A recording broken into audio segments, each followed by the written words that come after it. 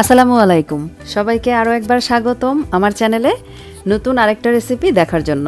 আজকের রেসিপি সুজির কাটলি বরফি। অল্প সময়ে অল্প কয়েকটা উপকরণ ব্যবহার করে যে এত মজাদার একটা রেসিপি তৈরি করা যায়, এই রেসিপিটা ট্রাই না করলে কিন্তু বুঝতে পারবেন না। তো রেসিপিটা ট্রাই করবেন, আশা রাখছি খুব ভালো লাগবে। তো মূল রেসিপিতে চলে এলাম। প্রথমেই হাঁড়িতে নিয়ে নিচ্ছি ঘি। যে কোনো ধরনের হালুয়া তৈরি করতে ঘি কিন্তু ব্যবহার করতেই হয়, না হলে কিন্তু এর শাহী বা আসল স্বাদটা পাওয়া যায় না। তো আমি হাফ কাপ পরিমাণ ঘি নিয়ে নিলাম। পুরোটা ঘি দিয়ে করতে না চাইলে অর্ধেক ঘি আর অর্ধেক সয়াবিন তেল মিশিয়েও কিন্তু এই কাটলি বরফিটা তৈরি করা যাবে। সেই ঘিয়ের মধ্যে দিয়ে দিচ্ছি অল্প একটু দারুচিনি আর দুটো এলাচি।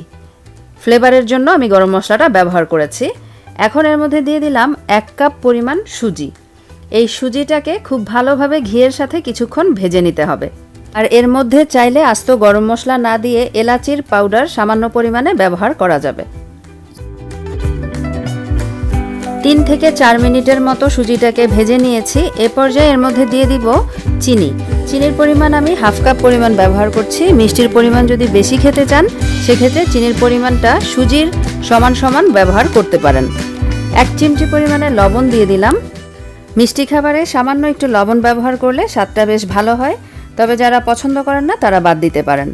কিছুক্ষণ নেড়ে চেড়ে মিশিয়ে নেওয়ার পর এর মধ্যে দিয়ে দিচ্ছি 1 কাপ পরিমাণ পাউডার মিল্ক। এখন খুব ভালোভাবে এই সবগুলো উপকরণ ভেজে নিতে হবে। চুলার আঁচটা কিন্তু মিডিয়ামে থাকবে আর অনবরত নেড়ে নেড়ে ভেজে নিতে হবে ততক্ষণ যতক্ষণ না এর কালারটা চেঞ্জ হয়ে ব্রাউন হয়ে আসে।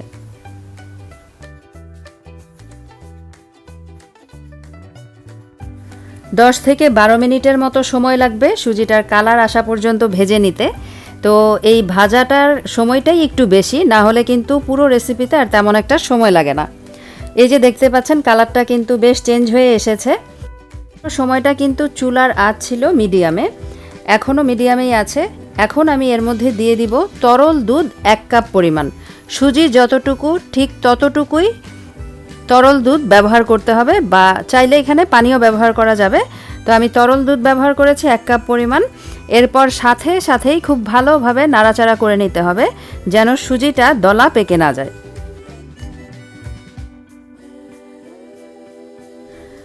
লিকুইডের পরিমাণ কিন্তু এই কাটলিতে বেশি ব্যবহার করা যাবে না, তাহলে কিন্তু সুজি সেদ্ধ হয়ে বেশি নরম হয়ে যাবে আর কাটলির টেস্ট পাওয়া যাবে না।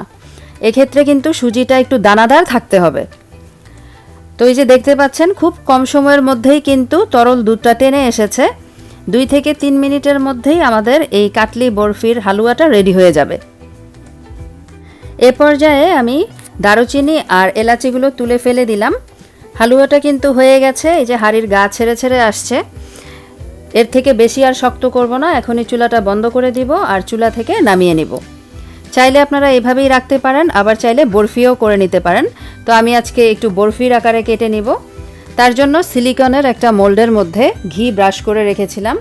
আপনারা যে কোনো সাইজের গোল অথবা স্কোয়ার শেপের কাঁচ বা সিলভার যে কোনো বাটিতেই কিন্তু হালুয়াটাকে সেট করে নিতে পারেন।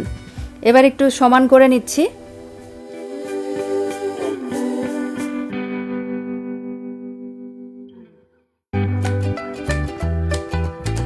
উপর থেকে একটু পেস্তা কুচি ছিটিয়ে দিচ্ছি। চাইলে এখানে কাঠবাদাম বা কিশমিশও ব্যবহার করা যাবে যার যার পছন্দ অনুযায়ী। চামচ দিয়ে একটু চেপে চেপে দিলাম যেন বাদাম কুচিগুলো আটকে থাকে। এভাবেই রেখে দিব 1.5 থেকে 2 ঘন্টার জন্য। এরপর পুরোপুরি ঠান্ডা হয়ে যাওয়ার পর যখন হালুয়াটা সেট হয়ে যাবে তখন এগুলোকে নিজের পছন্দ অনুযায়ী শেপ করে কেটে পরিবেশন করে নিব। ফিরে এলাম 2 ঘন্টা পরে, বরফিটা কেটে আপনাদেরকে দেখাচ্ছি। তো রেসিপিটা অবশ্যই একবার ট্রাই করবেন, আর আপনাদের কাছে কেমন লাগলো আমাকে কমেন্টে জানাতে একদমই ভুলে যাবেন না। তো বরফি আমি আমার পছন্দ মতো কেটে নিচ্ছি। আপনারা কিন্তু আপনাদের পছন্দ অনুযায়ী যে কোনো শেপ করে কেটে নিতে পারেন। যেভাবেই কেটে পরিবেশন করেন না কেন খেতে কিন্তু অসাধারণ মজার। আর মজার একটা জিনিস যদি সুন্দর করে পরিবেশন করা যায় তাহলে তো কথাই নেই, স্বাদটা যেন দ্বিগুণ হয়ে যায়। দেখতে দেখতেই শেষ হয়ে গেল আমার আজকের রেসিপি, অসাধারণ ফ্লেভারফুল আর ভীষণ সুস্বাদু সুজির কাটলি বরফি। রেসিপিটা ট্রাই করার অনুরোধ জানিয়ে আজকে বিদায় নিচ্ছি। সবাই খুব বেশি ভালো থাকবেন, আমাদের জন্য দোয়া করবেন। আজকে বিদায় নিচ্ছি, আল্লাহ হাফেজ।